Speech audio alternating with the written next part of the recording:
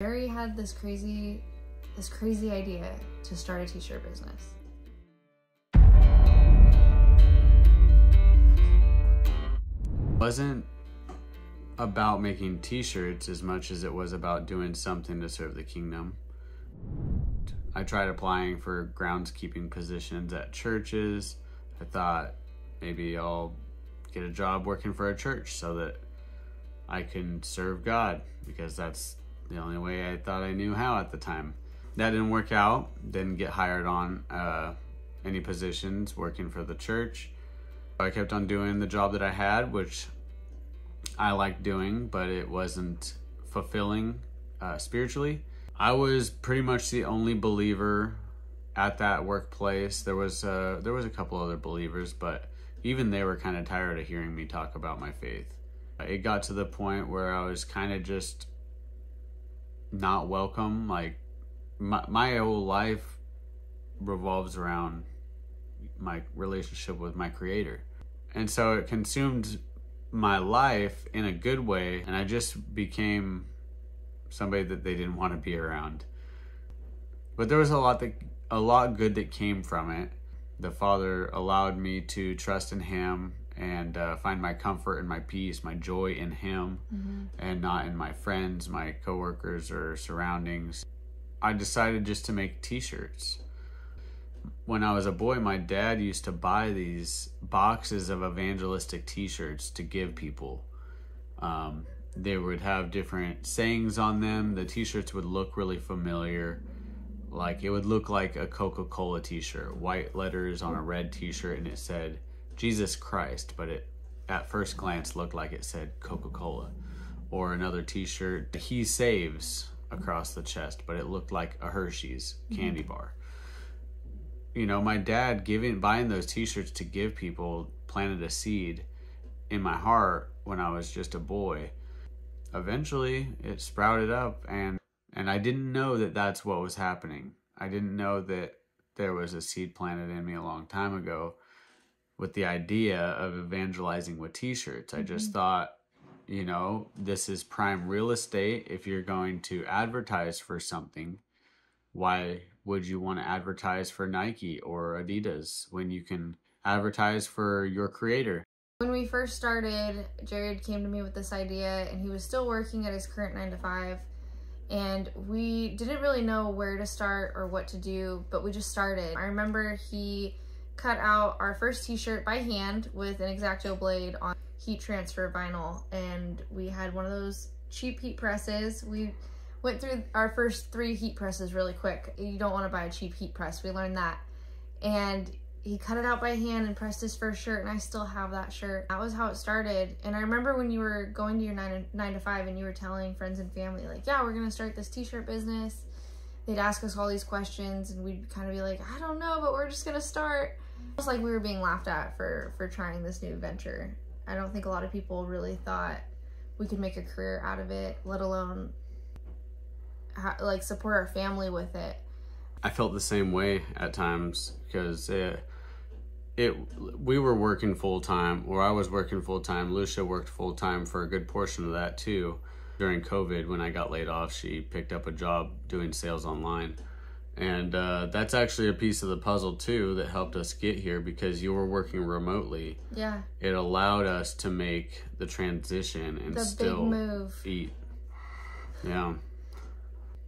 Yeah, we felt a calling to come to Missouri. So we moved 2,500 miles or something crazy from Southern Oregon to Southern Missouri. We went from a 1-bedroom apartment with a baby.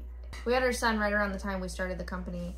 Moved to a little 350 square foot tiny home that we were working out of when we first got here.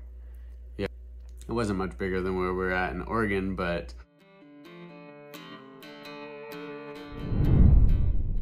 so the Father was pointing us towards Missouri. We kept on watching homesteading channels. That was one of our big desires, was to move on to a homestead and live self-sufficient, have sheep and chickens and a big garden, and kind of escape the system. Debt-free. Yeah, and so we were really into watching like Off Grid with Doug and Stacy and channels like that. we found out, oh wow, Doug and Stacey are in Missouri, and oh, so-and-so is in Missouri, and oh wow, so-and-so is also in Missouri. And it was just like, it kept on coming up. That was actually how we found Bear's channel, is we looked up a video about the Ozarks, and it was a Pastor Joe video. We didn't even know who he was yet. Right. And that was how it was suggested to us, Bear's channel. Yeah. Yeah. Yeah, because we were because we started looking up things in Missouri. This channel came up, this video suggestion, is the Ozark area safe for Black people? And I was like, well, is it? Like, I mean, that's kind of an issue. Like, I'm not Black, but that's kind of an issue nonetheless. Who am I surrounding myself with?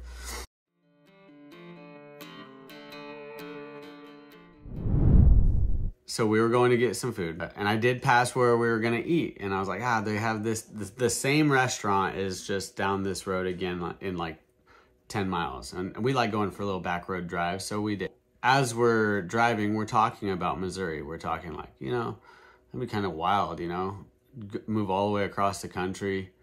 We don't know anybody there. We've never been there. Yeah, we've never been there. We don't know anything about it besides it's cheaper to live, the little things that we've learned so far. Mm-hmm. And I actually passed the restaurant that we were going to again. So now we're even further out of our way. But we're right where the Father wanted us to be at this moment, okay?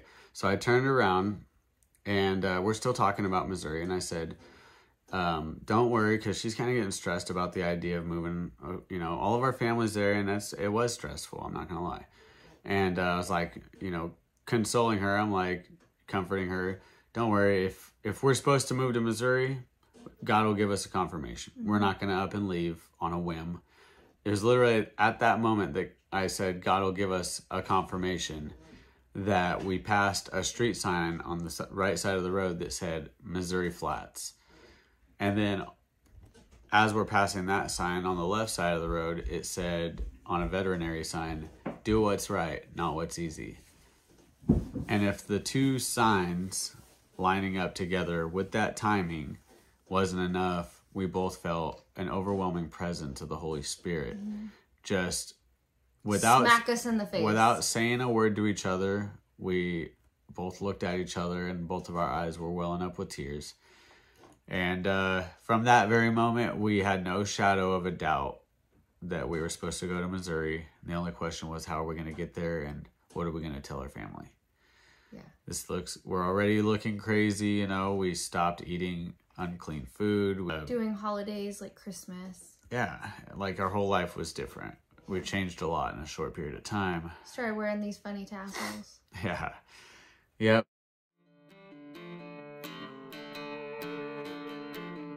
The story of coming here from Oregon was also a remarkable one. Mm-hmm. Our t-shirt business was, I used to joke around that it wasn't a business, it was an expensive hobby. Mm-hmm.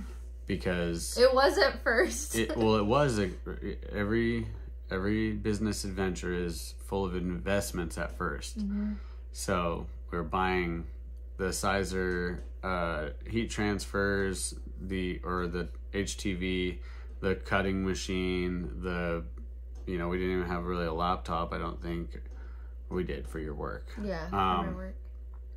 But yeah, the heat press, the t-shirts, the storage bins for the t-shirts, tape, boxes, packing stuff, poly mailers, the whole thing. It was in the month of March when I first came across a channel called Bear Independent. I liked what he was doing. He was working with a local intake facility for people who are victimized in human trafficking. And so they were using Grindstone to build this facility for them, mm-hmm. so that they could take care of those folks, the children and women and people that had been sexually abused. And he also mentioned in one of his videos that if you need a Bible, we'll send you a Bible. You don't need to give us your excuse. Just let us know and we'll send it to you. And that was like a major missing piece to our puzzle, because we had been doing t-shirts for probably about 2 years at that time. It wasn't really selling anything. It was more of a hobby, like I said. But I knew that I wanted to tithe part of the increase of what we were making. And we didn't want to just tithe anywhere. We wanted to make sure it was a trustworthy source where we were putting our hard-earned money to something that wasn't a scam. It was legit. And these were people we knew that were legit. Yeah, so instantly, because of the work that Bear was doing, taking care of the widows and the orphans, and the most vulnerable people you can imagine in this world, and just giving Bibles to people, that was, I mean, the whole trafficking thing, victimized people, hadn't hit my radar yet. I knew I wanted to take care of those that were in need. I was thinking, like, man, we could, like, donate shoes or donate Bibles. We could donate clothes. We're like trying to figure out how we could really make a difference and not just pad the pocket of a pastor somewhere, to be frank. And so I was thinking, well, what we'll do is we'll put aside 10% of the profits that we make. We'll buy Bibles, and then we'll have to figure out how to give out these Bibles. Who needs one? But he was already doing it. So instantly I thought, that's where I want to send 10% of my proceeds. That's where I want to tithe my money. And so we didn't have any sales. We didn't have anything to tithe. I think we had one sale, and it was like for $30 or less than that. I don't know. I think the monthly, because this is the month before March. We didn't make any money. So I was like, well, what good is it going to be to send him $2? Like, here's my tithes. So what I did instead is I went to his web store and I just bought a sticker and a patch, because frankly we didn't have very much money to spend other than that anyways. So I just was like, well, we'll support what he's doing in a small way. We'll get some stuff from him. That patch changed our life. Yeah, he was scrolling through his phone, checking out the orders for some reason, which was not something that he normally would do. No. And then he came across our newly changed business name, which had been that name for maybe 2 weeks or something. Just rebranded. We went from Lucia and Jerry Creations to Sanctified Supply Co., which I resisted because I just bought $100 worth of business cards that said Lucia and Jerry Creations. But I was persistent. I was like, we need to rebrand. This is so much better. It was a better name. It was more descriptive of our niche market, and it was overall just a better brand name by far. Yeah. And so she won out on that. I gave in. We scrapped all of our old business cards. We changed our name, got our LLC in that name and everything. And then all of a sudden, Bear finds out about my order, which he should have never known about. Saw our email address was sanctifiedsupplyco@gmail.com. He looked up our business because he said to himself, I wonder if they really know what it means to be sanctified, which was also a brand new development for us, coming to the fullness of Scripture, understanding that we either are Israel native born or grafted in, and that's a topic for another time. But either way, the rules given to Israel applied to us, and that was new information to me. Praise Yah, all these things lined up in his perfect timing. He bought some t-shirts from us. He wore the Humble and Kind t-shirt on his channel about, I don't know, a couple weeks later. We went from having like one sale to like all of a sudden we woke up and there I think we had 12 sales. Yeah. He wore the Humble and Kind t-shirt on his channel. It was a major confirmation because I hadn't reached out to him and told him that my desire was to support Grindstone Ministries with our tithes. I just bought something from him, and then he bought something from us and shouted us out, and I was like, what are the odds of this happening? Bear Independent, if you don't know, he's an entrepreneur. He makes wise business decisions, and he's good at what he does.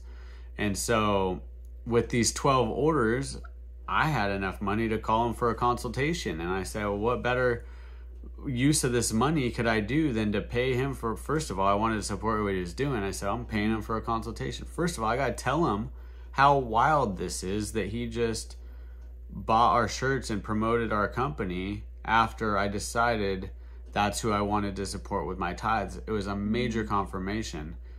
It wasn't us. None of this has ever been us. It's always been the Father. Yeah. Yeah. 100%. And he, I believe, has done that. So, well, I don't just believe, I know it's intentional at this point. The things that we've seen. I got a consultation from Bear, and I said, yada, yada, here's what's happening. Mind's blown.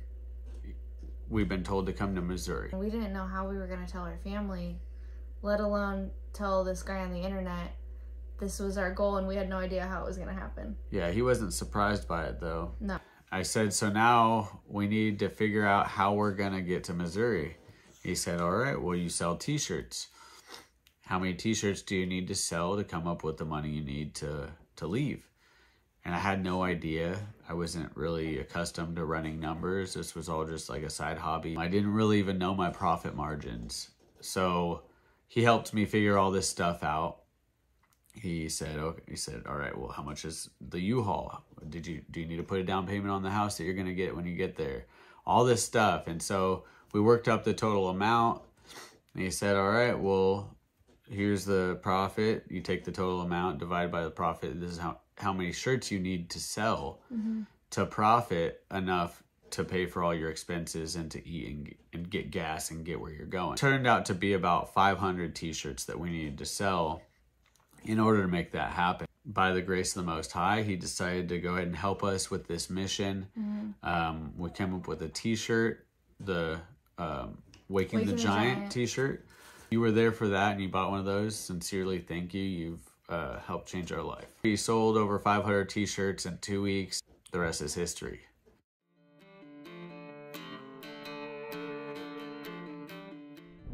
So we got here and, you know, we're in this little tiny home, 350 square foot tiny home that a local Amish company sold to us. And the person that I was working for back in Oregon let us put it on his property and like rent a little area. It was all just so crazy how it was all lining up. We got to spend our first Sukkot in Oklahoma with Bear Camp. Yeah. And then the day that we arrived back in Missouri to be settled in, our house arrived. Yeah. And they dropped it off, and it was perfect timing.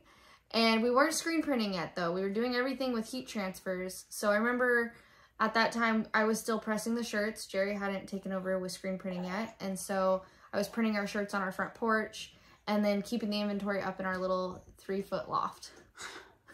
It's like 3 foot by like 13 feet.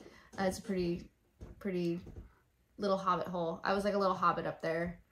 It's been very humble beginnings for us and a long road. It still is. Like yeah, the neighbor that we live on their property, they rented out their other tiny home that's the same size as ours. So we have another 350 square feet that we print out of now. And Jerry does all the printing and fulfillment and a lot of the work. Here we are, fast forward, we got 100%, well, 95% of the people that we wanted to work with have reached out to us. And we haven't had to solicit our brand to anybody besides our email campaigns and things that customers have already bought from us.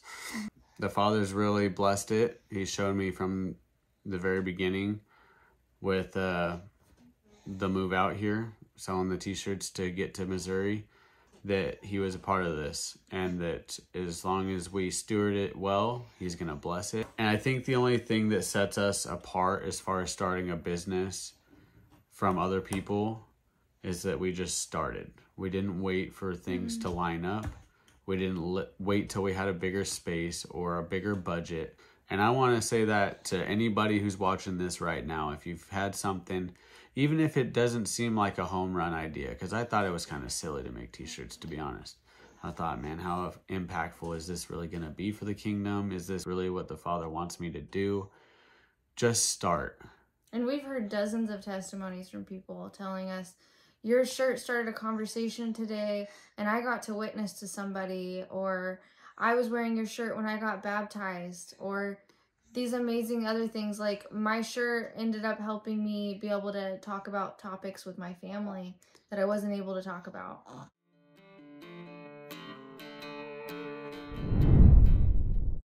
Our systems have gotten better. We're hoping to expand and hire some employees eventually, be able to get into a bigger shop, look at a real shop. That would be awesome. And we can't do it alone. We've been so blessed with the YouTube community that we've been able to collaborate with more people and have more outreach for getting the messages out that we produce and lifting each other up, really. Our systems have gotten better. We're hoping to expand. And just want to encourage people that you don't have to be the most qualified or talented person in the world. Lucia and I both come from pretty broken pasts, and the Father likes to use people who are less qualified because he gets all the glory when he works through those people. I just want to testify to the goodness of our Creator and encourage you that if there's something that's on your heart that you're supposed to pursue, you kind of already know that you should be pursuing it. You need to start. You need to start and trust that the Father's going to place those stones beneath your feet as you're stepping out in faith. You're not going to see where your foot's going to land, and it's going to be scary. There's risk, financial risk, social risk. That's kind of part of it. He's faithful. And if you're doing it for the right reasons, if he's your head cornerstone, if he's the foundation that you're building your business upon, there's nothing that you can't do if he's in it.